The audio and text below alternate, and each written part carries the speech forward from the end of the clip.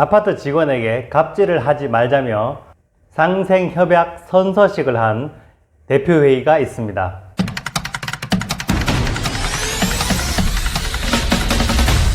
대표회의가 스스로 갑질 방지 협약서를 만들어서 선서식을 한 아파트 이야기를 해보려고 합니다.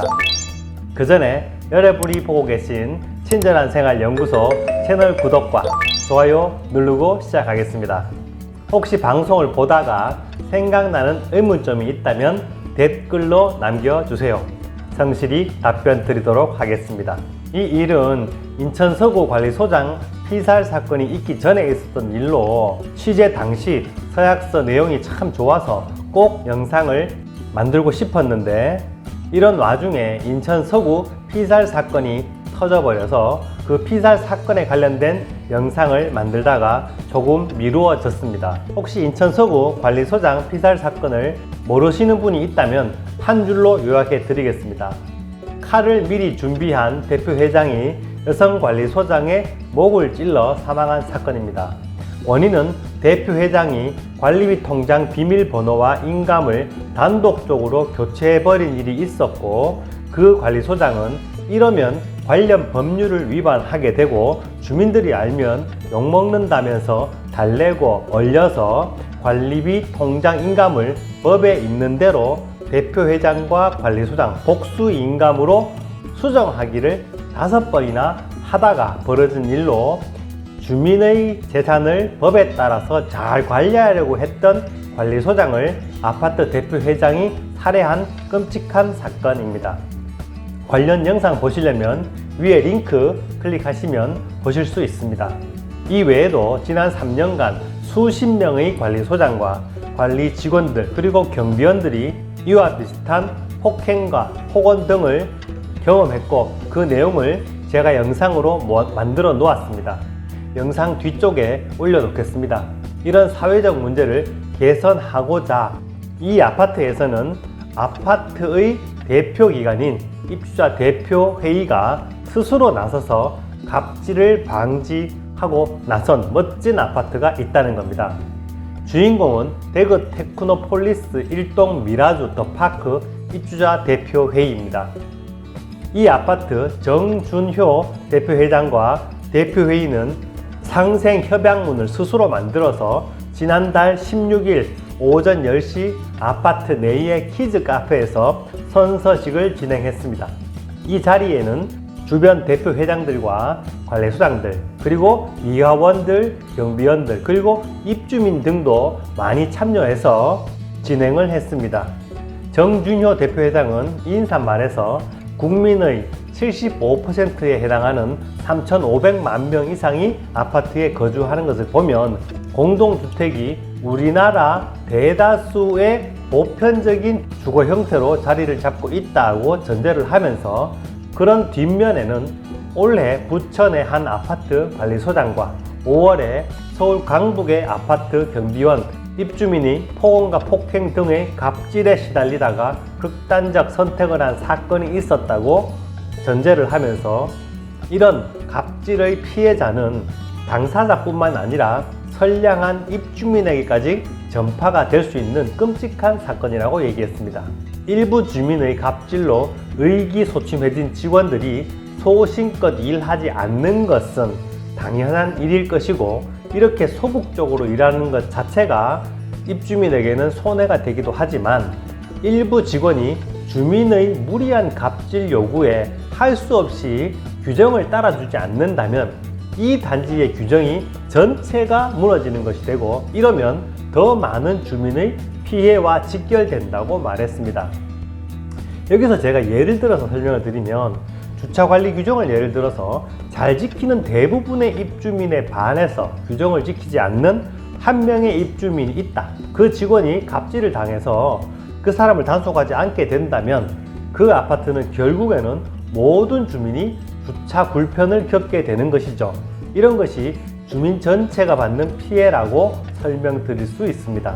이 아파트 대표회의 정준호 대표회장은 작년 10월 15일 정기 입주자 대표회의에서 사업계획으로 동대표와 입주민들 그리고 직원들이 함께 살 수 있는, 함께 비인간적 대우를 받지 않기 위한 내부 규정을 개정하기로 의결하고 올해 10월 14일 정기 입주자 대표회의에서 협약문 초안 작성을 하고 2주간 입주민에게 의견 수렴 기간을 거쳐서 8월 25일 정기회의에서 협약문을 확정 의결했습니다. 협약문 내용을 작성한 후에 이 사실을 바로 알리려고 했으나 코로나19로 인한 사회적 거리두기 강화로 두 차례 협약 선언식이 연기가 되는 등 우여곡절을 겪었지만 그동안 입주민 동참 캠페인을 위한 스티커를 제작하고 스티커 문구는 입주민 공모 등을 통해서 준비를 했습니다. 마침내 지난 10월 16일 협약 선언식을 진행하였습니다. 저는 정준효 대표회장님과 이 아파트 대표회의가 대단하다고 생각하는 것이 지금부터 읽어드릴 협약문의 내용을 보시면 그 내용이 참 잘 만들어졌습니다. 다른 아파트에서 참고할 만큼 잘 만들어졌는데요. 제가 천천히 읽어드리고 동영상 아래에 설명란에도 원문 그대로 옮겨 놓도록 하겠습니다. 참조하셔서 많은 곳에서 사용했으면 좋겠습니다. 자, 읽어드리겠습니다. 입주민과 아파트 노동자 상생을 위한 협약문 1. 입주자 대표회의와 입주민은 아파트 노동자 이하 직원이라고 합니다. 아파트 노동자들이 우리의 동료이자 가족이며 누군가의 아버지, 어머니, 아들, 딸임을 인식하고 공동체의 구성원임을 인식하겠습니다. 2. 입주자 대표회의는 관리회사가 변경되더라도 특별한 사유가 없다면 아파트 노동자를 재고용하며 고용 불안을 줄도록 노력하고 실천하겠습니다. 3.